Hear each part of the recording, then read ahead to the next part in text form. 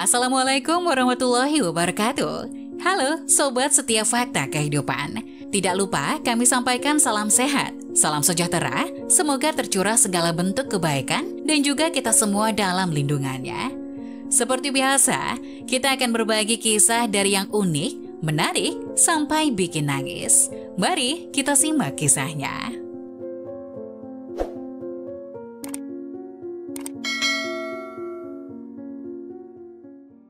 Kisah tragis, pamit melaut, pulang-pulang lelaki ini jadi tamu pernikahan istrinya.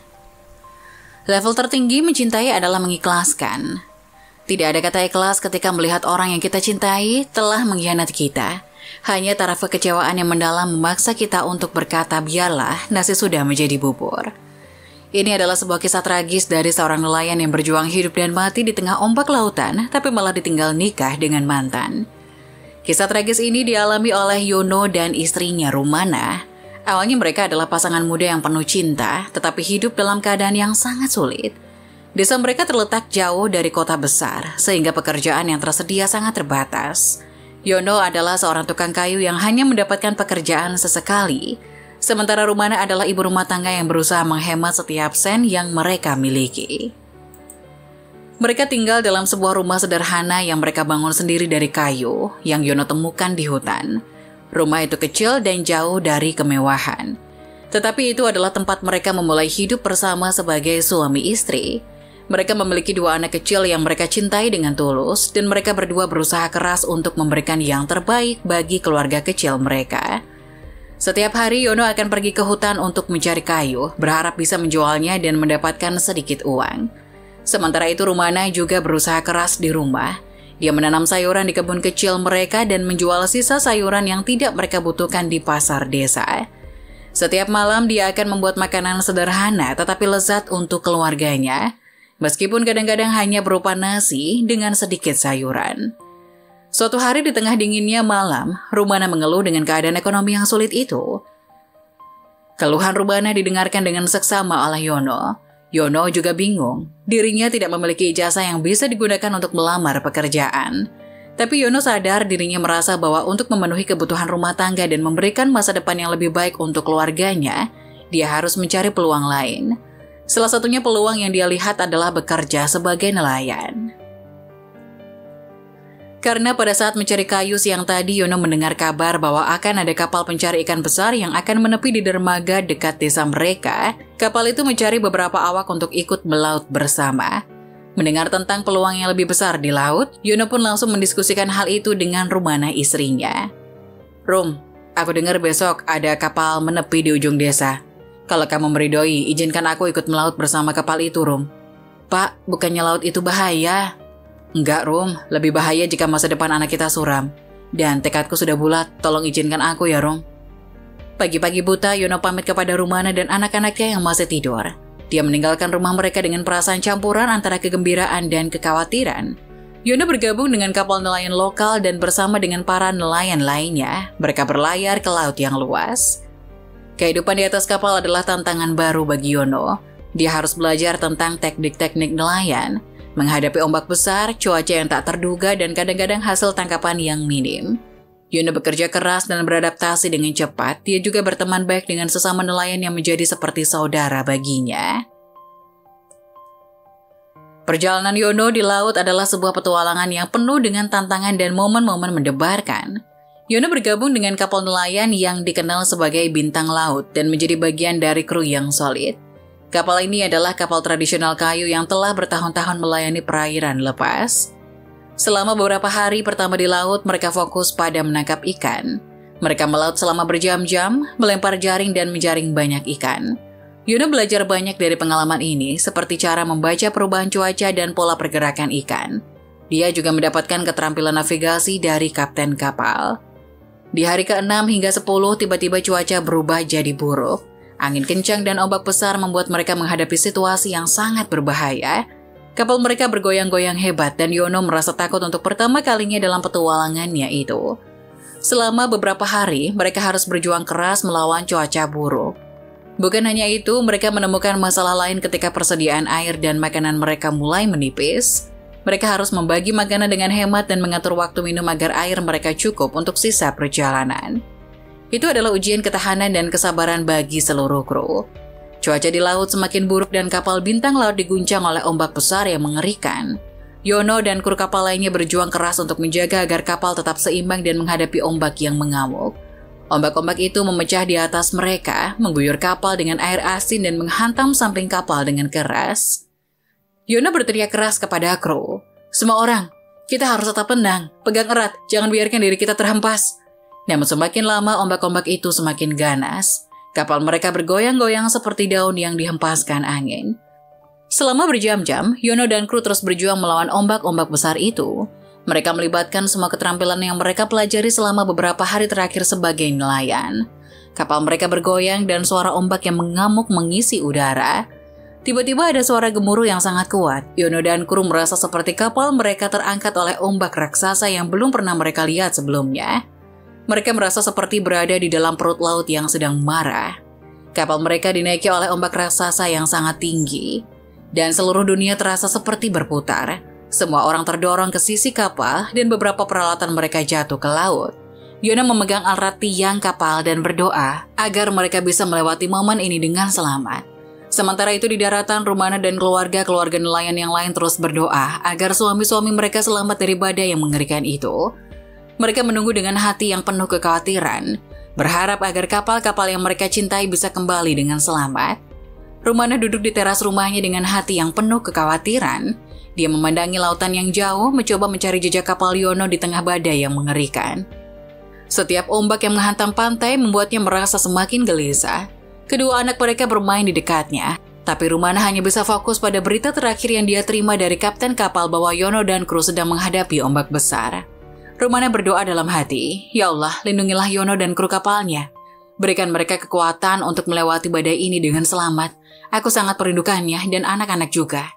Sementara itu berita tentang ombak besar di laut telah menyebar ke seluruh desa. Istri-istri nelayan yang lain juga berkumpul di pantai, menunggu dengan perasaan khawatir yang sama. Mereka saling mendukung satu sama lain, berbagi cerita dan pengalaman mereka saat suami-suami mereka berlayar di laut. Kebersamaan ini memberi mereka kekuatan untuk menghadapi ketidakpastian yang menghantui mereka. Malam semakin gelap dan cuaca tetap tidak bersahabat. Rumana dan istri-istri nelayan yang lain terus berdoa, berharap agar suami-suami mereka bisa melewati badai dengan selamat. Mereka tahu bahwa ketika badai reda, mereka akan bersama-sama lagi dengan orang yang mereka cintai, dan keluarga mereka akan kembali utuh. Setelah 1 bulan tanpa kabar dari kapal Yono, Rumana merasa semakin putus asa dan cemas. Setiap hari dia berdiri di pantai menatap laut yang tak berujung dengan harapan melihat jejak kapal suaminya. Anak-anaknya merasa kehilangan ayah mereka dan suasana di rumah semakin murung. Suatu pagi yang mendung saat Rumana duduk di teras rumahnya dengan mata berkaca-kaca, seorang lelaki bernama Idrus datang mendekati dirinya. Idrus adalah tetangga jauh Rumana dan tidak begitu akrab dengan Yono dan keluarganya. Namun entah karena merasa kasihan dengan nasib Rumana atau apa, Idrus kemudian mencoba untuk menghibur Rumana. "Aku dengar suamimu salah satu nelayan di kapal bintang laut yang belum kembali. Aku tahu betapa sulitnya ini bagimu, Dek," kata Idris membuka percakapan. Rumana yang masih dalam kondisi berduka hanya menjawab sekenanya saja. Hingga lelaki yang bernama Idrus terus datang ke rumah Rumana untuk menemani dan memberikan dukungan. "Bagaimana perasaanmu hari ini, Rumana?" tanya Idrus. Rumana yang kini sudah bisa tersenyum pun menjawab, "Terima kasih Idrus, kadang-kadang aku merasa sangat kesepian tanpa Yono di sini. Tapi kamu selalu datang menghiburku dan anak-anak." Di mata Rumana, Idrus adalah sosok yang penuh empati, dan dia tahu betapa sulitnya situasi yang dihadapi Rumana dan keluarganya. Dia tidak hanya memberikan dukungan moral, tapi juga membantu dengan pekerjaan rumah tangga yang berat dan mengajari anak-anak Rumana tentang kehidupan di laut. Saat malam tiba, Idrus sering membantu Rumana merawat anak-anak dan memastikan bahwa rumah tangga mereka tetap berjalan dengan lancar. Dia juga tetap menjaga semangat Rumana. Minggu demi minggu berlalu, dan setiap kunjungan Idrus membawa kehangatan dan harapan ke dalam rumah Rumana. Meskipun ketidakpastian pasti mengelayuti hati mereka, kehadiran Idrus membantu mereka mengatasi kesepian dan kekhawatiran. Mereka adalah keluarga yang berjuang bersama-sama, dan mereka tahu bahwa cinta dan dukungan satu sama lain adalah sumber kekuatan yang tak ternilai harganya dalam menghadapi situasi sulit seperti ini. Cinta adalah perasaan yang tak bisa kita kendalikan. Dan dalam beberapa situasi, hal-hal yang tak terduga bisa terjadi. Meskipun Idrus datang untuk menemani dan memberikan dukungan kepada Rumana selama Yono belum kembali, dia akhirnya menemukan bahwa hatinya telah terbuka untuk Rumana. Rumana, selama ini saya telah merasa sangat dekat denganmu. Saya merasa bahwa kita memiliki banyak hal yang sama, termasuk perjuangan kita dalam hidup yang keras ini. Idrus, kamu adalah teman yang sangat baik bagi kami. Kami sangat menghargai kehadiranmu. Jawab Rumana. Aku ingin bicara sesuatu yang mungkin membuat kamu terkejut. Aku telah berasa lebih dari sekedar teman untukmu. Sebenarnya aku mencintaimu, Rumana. Rumana terdiam, terkejut dengan pengakuan tulus Idrus. Hatinya bergejolak karena dia juga merasakan kenyamanan dan kedekatan dengan Idrus. Namun dalam lubuk hatinya dia masih mencintai Yono yang tenggelam di dalam pikirannya setiap hari. Beberapa hari kemudian setelah pengakuan cinta itu, Idrus berlari tergopoh-gopoh membawa kabar buruk yang sangat dihindari semua orang. Idrus berkata ada seorang nelayan yang kembali ke desa memberitahu bahwa mereka menemukan puing-puing dari kapal bintang laut di perairan yang jauh dari pelabuhan. Mereka mencari dan mencari, tapi tidak ada tanda-tanda Yono dan kru lainnya. Kepala desa kemudian memberi kabar bahwa Yono dan kru kapalnya dinyatakan hilang dan diduga meninggal di laut. Rumana terduduk di lantai, hatinya hancur oleh berita itu. Air mata mengalir deras dan rasa kehilangan yang mendalam memenuhi pikirannya. Anak-anaknya yang masih kecil juga merasakan kesedihan ibu mereka. Mereka berdua hanya bisa merangkul ibu mereka dan menangis bersama. Kehilangan Yono adalah pukulan yang sangat berat bagi keluarga mereka. Rumana merasa seperti dunianya runtuh. Semua harapan dan impian mereka bersama dengan Yono sekarang telah sirna.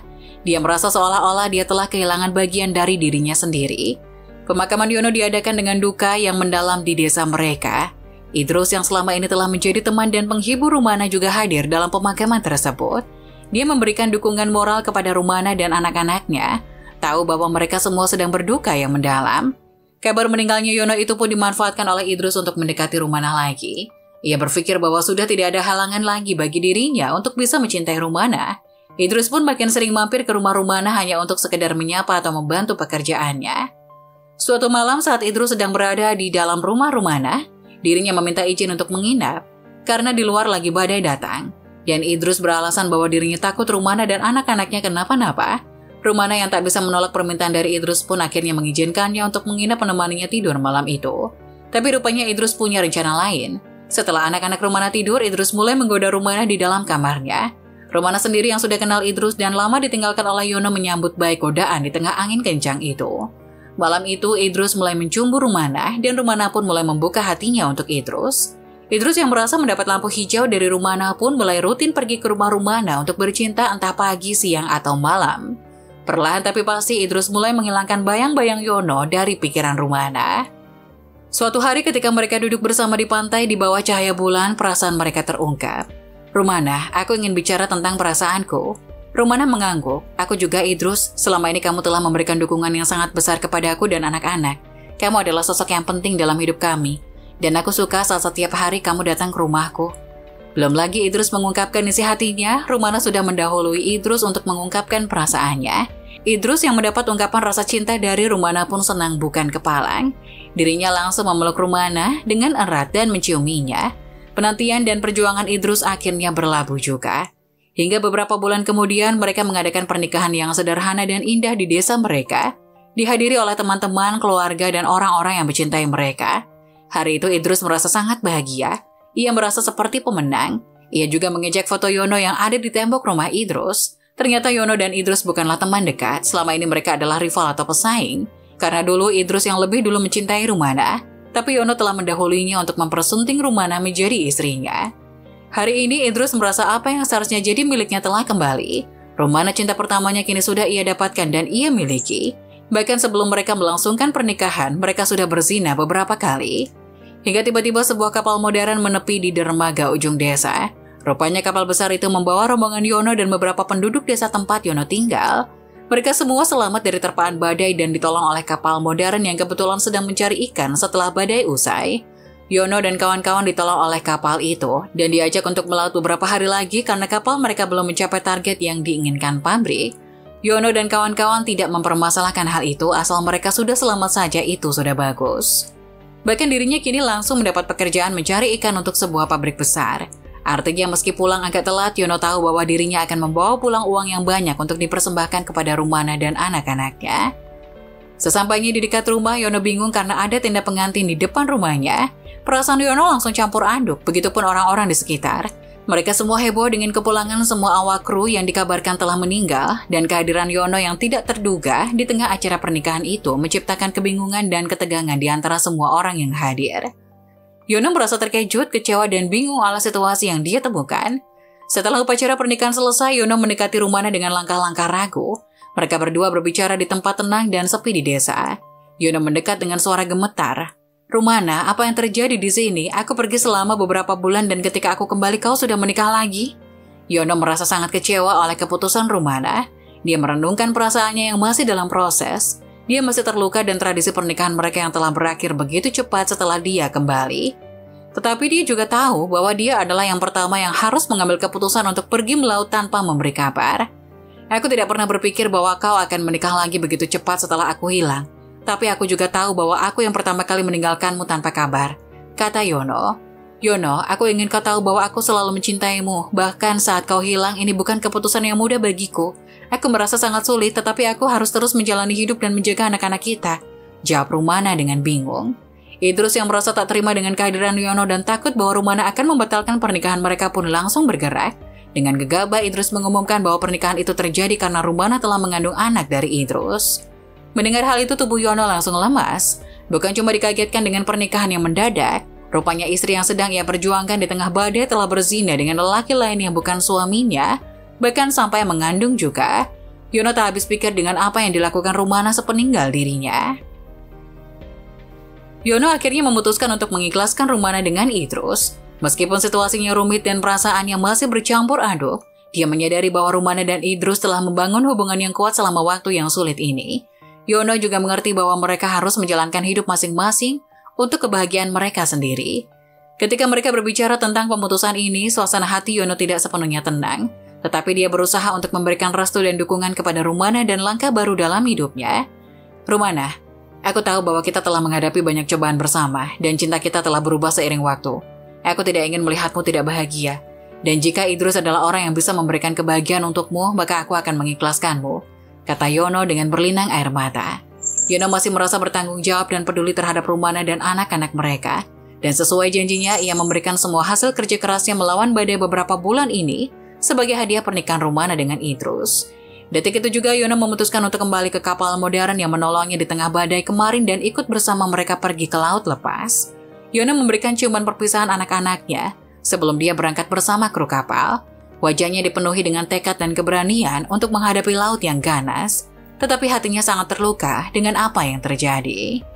Nah, bagaimana menurut kalian? Jangan lupa tulis pendapat kalian di kolom komentar ya. Wassalamualaikum warahmatullahi wabarakatuh.